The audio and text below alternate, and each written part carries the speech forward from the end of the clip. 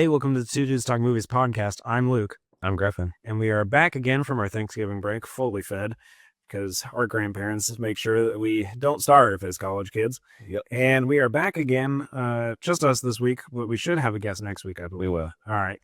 So we will be back with a guest next week, but this week we're here to talk about Quentin Tarantino's Once Upon a Time in Hollywood. This movie was chosen by Griffin. So you want to talk a little bit about why you chose this? Why, sure. So this movie got recommended to me by a friend back home. Shout out Mason. He said, give this a go, and I'm like, yeah, sure, why not? I need a movie for this week. So I picked this one. It's been on my watch list for a little bit now, so decided to just, watch it. Yeah, this one has also been on my watch list for a while, and I remember people thinking that it was really good, and I thought it won some Oscars or something, Think so? or something like that.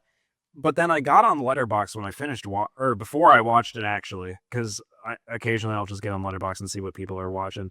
And I saw you had watched it, Right. and I know your rating, and I'm not going to spoil it yet. But I saw your rating, and I was like, all right, I'll dig with it. But like, who else has watched it? And then whenever I looked at the actual film's ratings, it varied a lot. It did, yeah. So, yeah.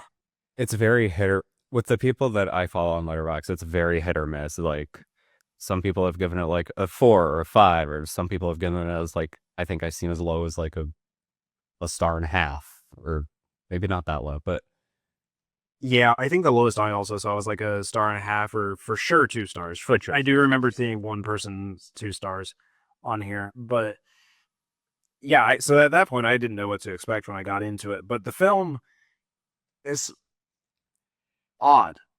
It's odd. It's definitely odd. I think it in a good way. It's odd, but like, I want to hear what you think. Like, Yeah, for the story of this is kind of what's odd to me, and it follows. Names would be it's nice if I Rick wrote them and down. Cliff Yes, and Sharon are the main like three. Like, they're on the movie poster, so it's kind of implied that they're kind of the main characters. yeah. So Rick is played by Leonardo DiCaprio. Cliff is played by Brad Pitt. Brad Pitt, and then Margot Robbie plays the Sharon Tate. Sharon, yeah. And the film's title, Once Upon a Time in Hollywood, kind of tells you what you need to know, where it's just a story about these 3 characters and their lives in Hollywood. Cliff and Clint, right? Rick and Cliff, yeah. Clint. I'm terrible. It's not Clint. It's Rick. Yeah, Rick and Clint are. Rick is the main actor Right. of the show, and Cliff is his stuntman, but mostly his driver now. He's kind of retired Yeah, with his I know. stunt days. Yeah. And Sharon's their next door neighbor, I guess is the best way to put it. Just Yeah, their and neighbor. she's also an actress too. Yeah, so she does some acting stuff as well. And it really just kind of follows their experiences as they go around dealing with the time period that they're in between the hippie movement, or 1969 is the year the movie takes place. yeah, we're getting some of the hippie movement in here. We're getting some of the like anti-Vietnam War sentiment in here, but we're also kind of getting this not necessarily golden age, but pro Hollywood thing where like I've got to strive to be the actor, I want to perform, whatever. And that's definitely very apparent with Rick's character. It's like he's trying to make a name for himself, so he's like trying to get out there, and the first part of the movie he's acting like all like, oh, I'm never gonna be remembered, like I gotta be remembered. So, and then he kind of tries to make a name for himself like in a bunch of like spaghetti westerns, or just like westerns. But Yeah, and all of the characters in this have a good performance. I don't think I hate a single actor in here. Rick, played by DiCaprio here. DiCaprio's acting has always been very involved, I guess I can say, where he really kind of gives himself to the role. So the Western accent in here really shines. And there's one particular scene where he like crashes out in his RV. Yeah. He means it. Oh yeah, I know. That scene is probably like one of my favorites in the movie. It's just like, it's like he's on his like last straw of like, I don't remember my lines, and he's just in his trailer like, I gotta remember this, otherwise I'm at my wit's end here. Right. And Brad Pitt as Cliff is kind of the opposite of this, where he's not as frantic, he's more laid back, but the it's more of that nonchalant kind of vibe. Yeah. But if you mess with him, he'll fuck you over basically. And As there's a scene in here where like somebody pops his tire basically, yeah. and he finds the guy and he's like, "You do this?" And he's like, "Yeah." And he's like, "Fix it." He's like, "What?" And he's like, "Well, this is my boss's car, so fix it." And he like just beats the shit out of this guy to get him to fix it. So you don't want to mess with Cliff. And then I don't really have much to say about Margot Robbie's acting. I feel like she got pushed to the side a little. Yeah. If there's one major gripe I have this movie, before we get into, you know, a bunch of other major gripes that a certain individual might have, yeah, one major gripe I do have with this movie is that Margot Robbie kind of just gets pushed to the side. Like, she still kind of has like a function within the movie itself, but it's like most of the screen time is like dedicated to Rick and Cliff rather than Sharon. Yeah, and I'm fine with most of the screen time going to Rick and Cliff because they're the two stories that I really care about in this. Right. Sharon's story in this is just kind of there. I left and didn't really think that it changed anything. Even if you take all the scenes involving her out, nothing super really changes. I mean, kind of jump into the end. Like originally the hippies that were like they were gonna murder her originally, but then it kind of twists so that they fight Rick and Cliff instead. So it's like even then it's just like she kind of gets shoved to the side again because they go after the other guys. Yeah, and I do have problems with this movie, and I don't enjoy it as much as I wish I did because there are elements to this that are really, really good. Right. So like for one, the cinematography. Can we just talk? Yeah, absolute cinema. Shout out to the cinematography. I just gotta. You can feel it in just like so many different scenes, like including the ones with the feet front and center frame. Can you feel? I will get to that in a second. I'm gonna go on a tangent about that, but no, with the cinematography, like when Cliff is at the ranch, like you can, there's like a lot of cool things the cinematography does to help like add to the tension of that scene. Like when he's about to go, check in on his old friend and whatnot, he's talking with that one girl in the living room, and like you think his ass is about to get murdered because it's just like Dutch angle, another Dutch angle. It's just like, what's gonna happen? Is he about to get jumped? Is he gonna just walk right through? Like you really don't know. And then just like a lot of like really nice like wide shots of Hollywood too. Like the set design for this movie too is another amazing thing. Like a lot of thought was put into it. There's like movie references like from that time period too, like Tora Tora Tora, which came out around that time. I think one thing I read about this movie is like the dates of the movies that released don't exactly match to what's shown in the movie, but it's like I think it's more meant to like represent like the general time period rather than just like this took place on March 20th, 1969. It's more just like this took place around like 1968 to 1970. And yeah, I had that written down too. Like the cinematography and design in this are impeccable. The design, perfectly crafted, expert level.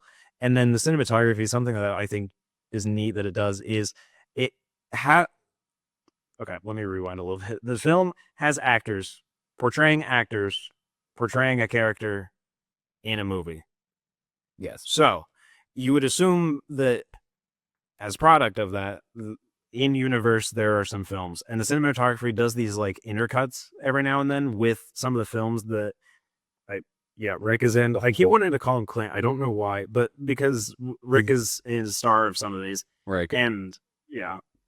And like some of these segments, they can be like up to 10 minutes long, and it's just like that. Even the acting in there is just like super well done. Like even if it's just like not really meant to be like as part of the plot of the film, like it's kind of its own, like it's its own movie. It's like it's gonna have its own plot. It's gonna have its own things going on, but like, the acting in there is still super well done. It's like David S. Pumpkins. It's its own thing. Its own thing. But yeah, there's one scene in here where Rick, see, I remember that time. Rick is starring as the bad guy of a Western, and he keeps forgetting his lines, but this scene takes like 10, 15 minutes. Yeah. Where he gets most of them right, but like falters right towards the end. So him or DiCaprio being able to switch between acting as an actor, portraying a character in a live shoot versus an actor playing an actor forgetting his lines in a live shoot is a really nice juxtaposition between what's professional and then more amateurish. I almost feel like, in a way, it's kind of like a meta narrative. It's just like, it's kind of like they're showing a movie within a movie, and it's just like it kind of plays on itself a bit. Yeah, I'll agree. The film is also pretty funny. Like, Oh yeah. I love the humor in this.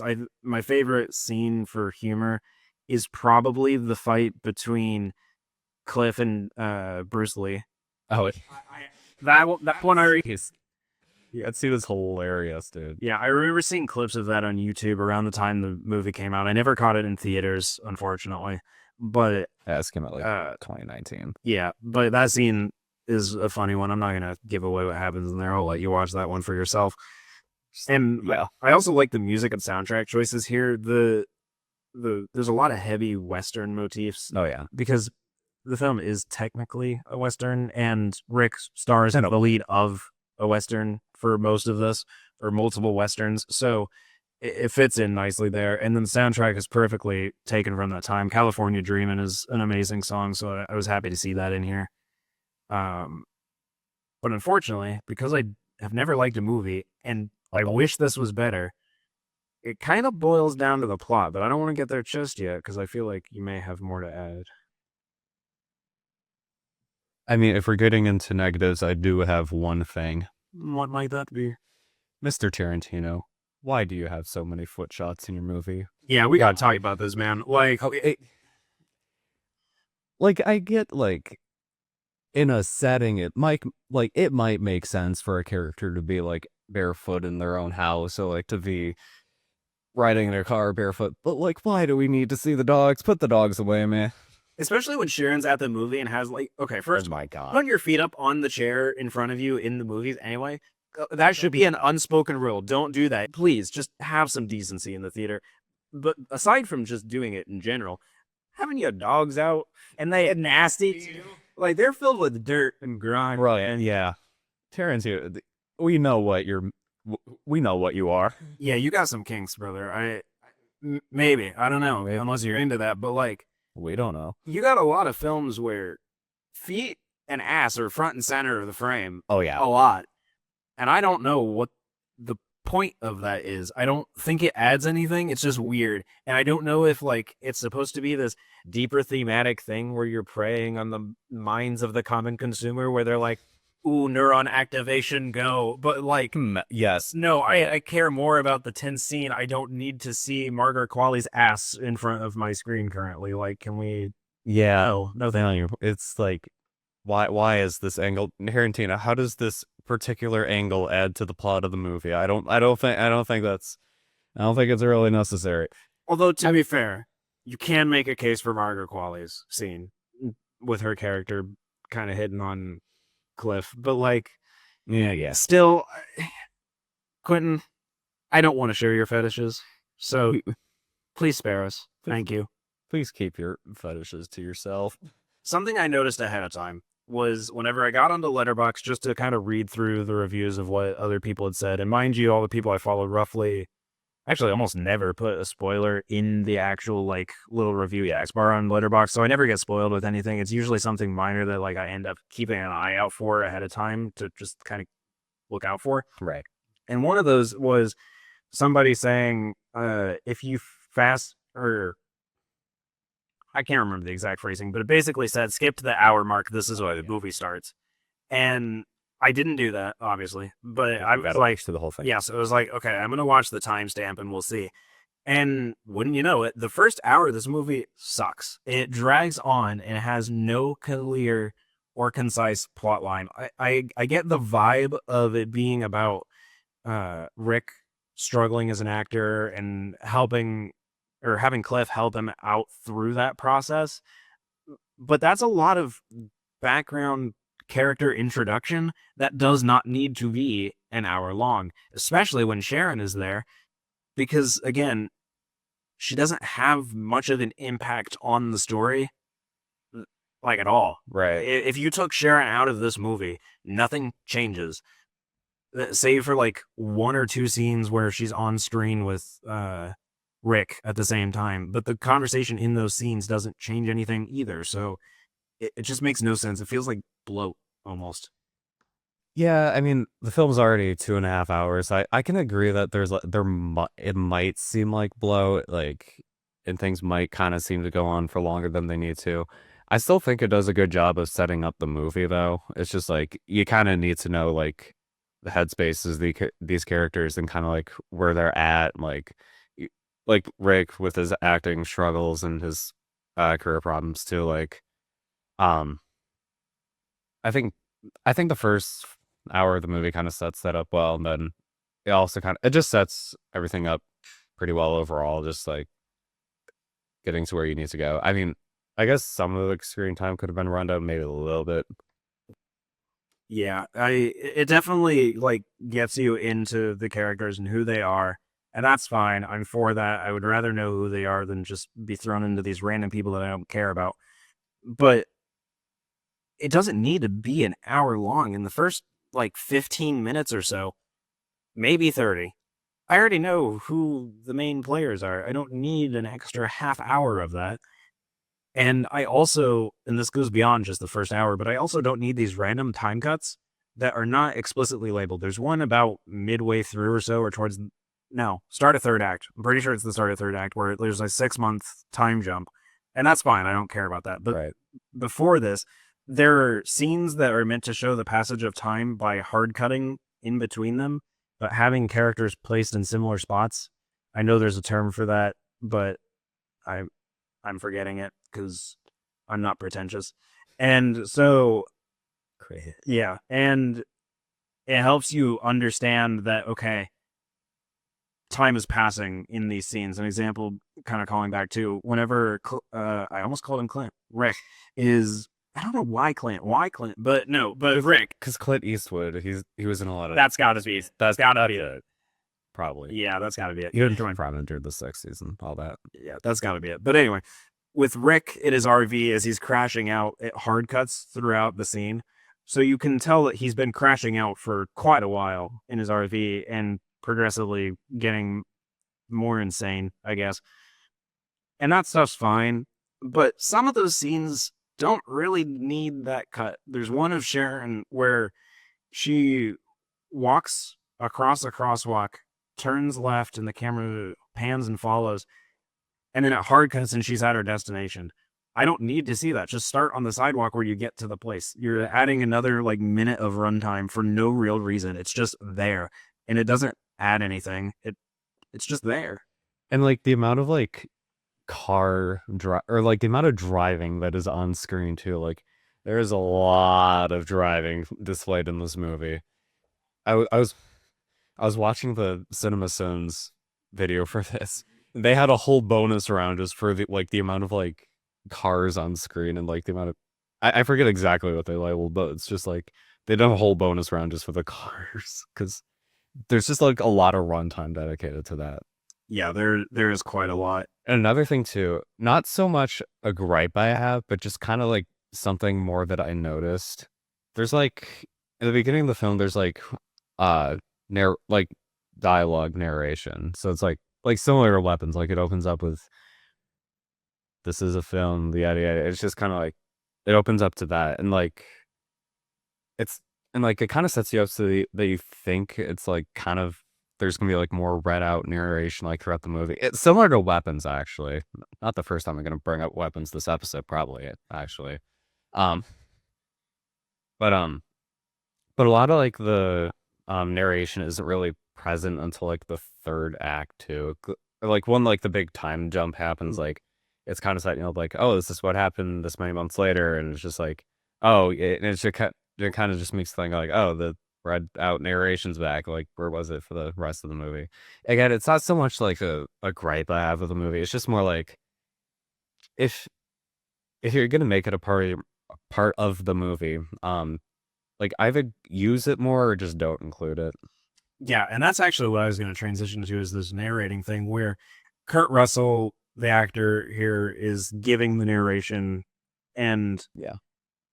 it's similar to Weapons in the sense that it's there, and Kurt Russell does show up in this film as Randy Miller, who's one of the production people, so you can guess who it is narrating this time, as opposed to Weapons, where you just had no idea. But the narration doesn't have any payoff. It's there at the start, which I completely forgot about that is at the start because it happens like once or twice and then it's done for the next almost 2 hours. And then you get to this third act that's about, what, 30, 40 minutes? And the narration is everywhere. It's an insane amount. And a lot of it is just expository because anything that is said, I'm watching with my own eyes happen at the same time. I don't need to know that Rick and Cliff walked into the bar at 7 o'clock while Sharon sat down at the other restaurant at 8. I can see that. You did a jump cut. I just saw it happen. Right. Like, we're good. Don't. Show, don't tell. Yeah, which they did both for some reason. You already showed me it. I don't need you to tell me what I just saw at the exact same time that I'm seeing it. That it's pointless. And yeah, I don't know. It just bothers me. But what bothers me even more about the third act is that this separation thing that happens between Rick and Cliff, and spoilers because, yeah, but then again, you should know by now. But after Rick gets a break in Italian Western films, him and Cliff end up kind of having to split ways a little bit because Yeah. Rick isn't able to keep Cliff on the payroll now that he has his career getting built up, and then he has got his wife to spend time with. He can't spend as much time with his best friend, Cliff, now. Right out. Hang out with the homies. How sad. Yeah, and that part's fine, but it's meant to try and get you to feel some sort of emotional reaction to it, but I don't feel one because, one, the first hour of this movie was such a boring part to me that I already knew who they were, and then I was just dragging on watching them drive the streets of Hollywood for a while. Nothing of substance was happening. And so then when we get to the time jump, it feels really out of place. And then we get like maybe 5 minutes into the time jump, and I'm like, okay, I can roll with it. It's fine.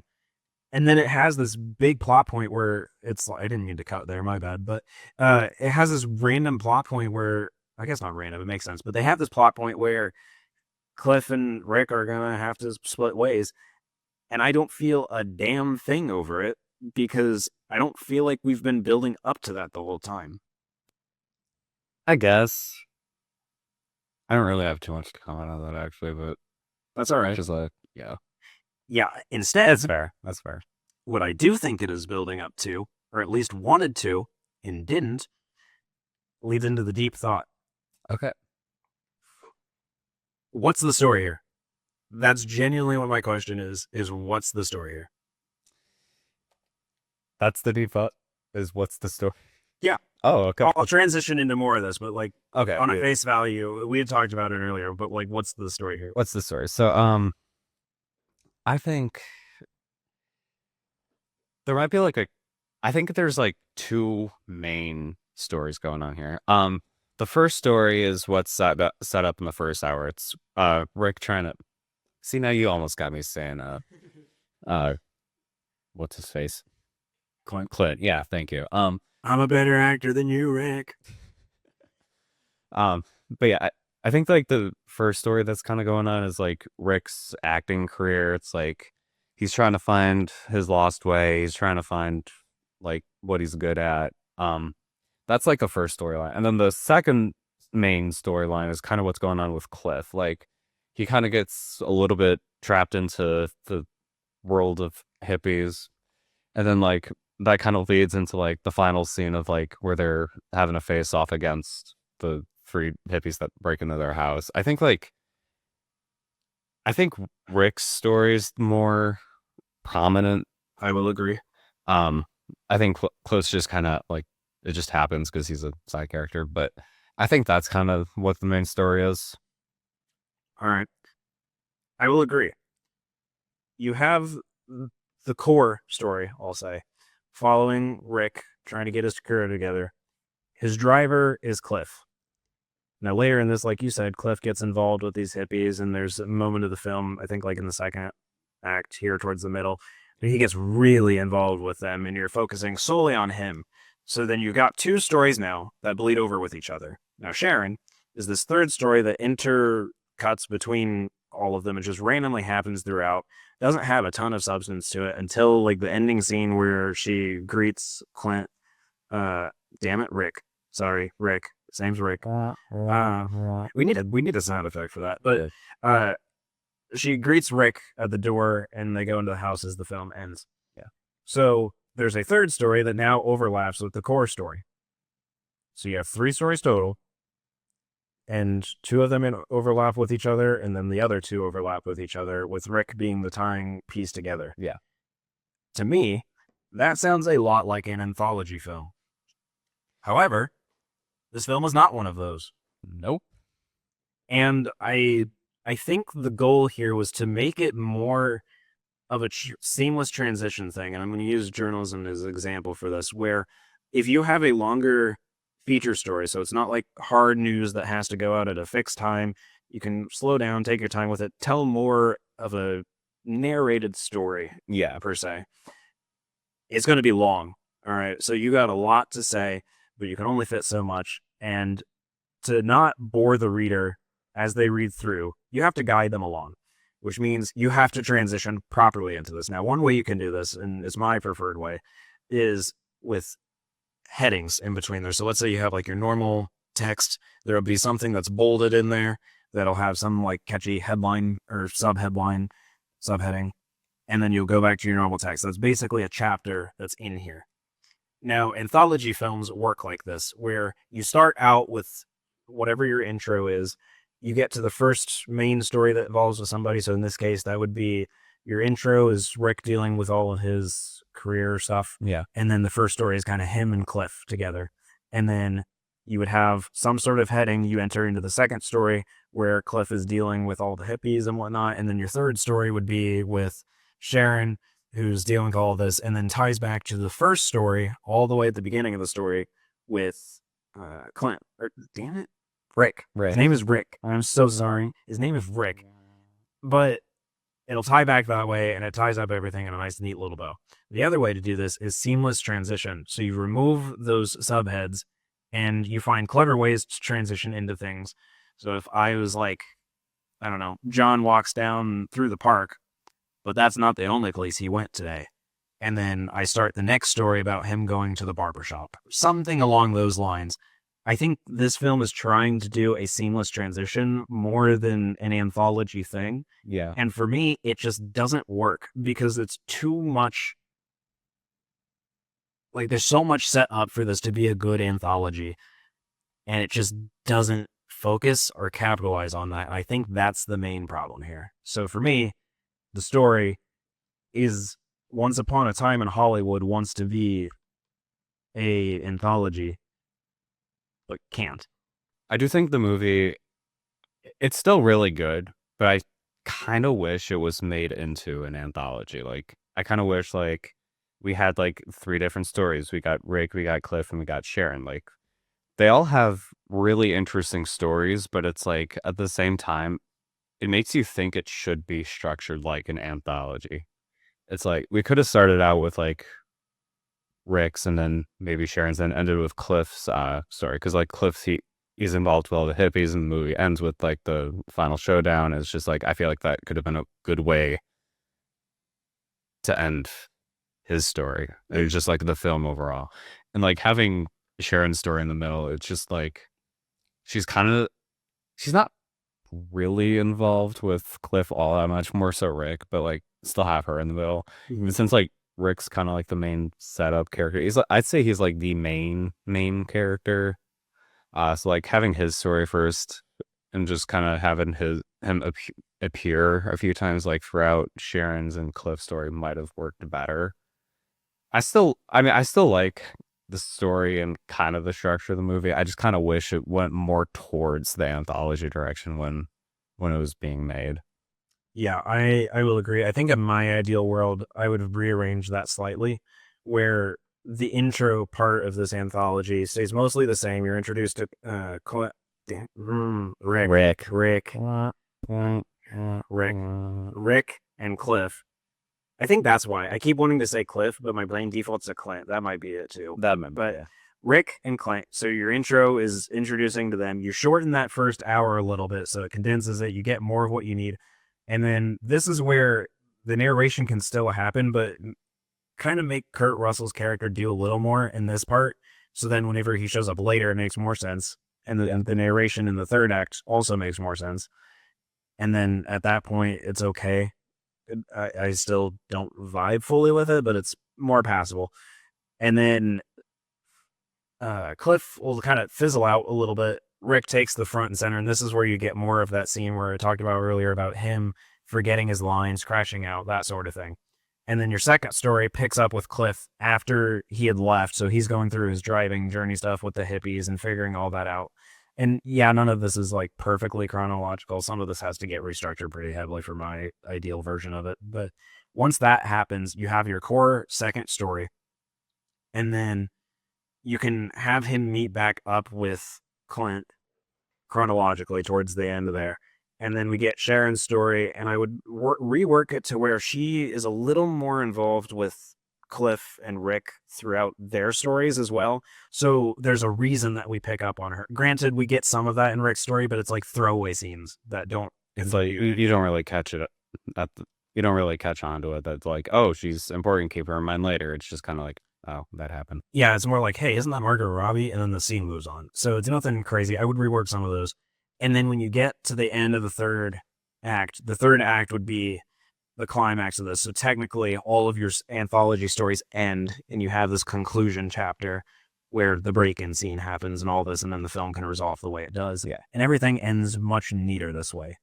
For me, that would have worked better than this mix of intercut things and scenes that don't add a lot or just are simply unnecessary. Yeah. Yeah, I can get on board with that idea. Just kind of have Sharon be more involved and just kind of rework the structure of the movie a bit. Well, with that, you think we're ready for some ratings? I think we're ready. All right, what do you got? All right, so all things considered, like I just said, I do kind of wish I kind of wish the movie was kind of structured like an anthology, but putting that aside, I still think it's a really good movie. Like, I still think the characters are really funny. The cinematography was great. I enjoyed Rick and Cliff's storylines. I mean, Sharon's I kind of wish it was built upon more, as I've already said. But I think given all that, I give it a 4 out of 5.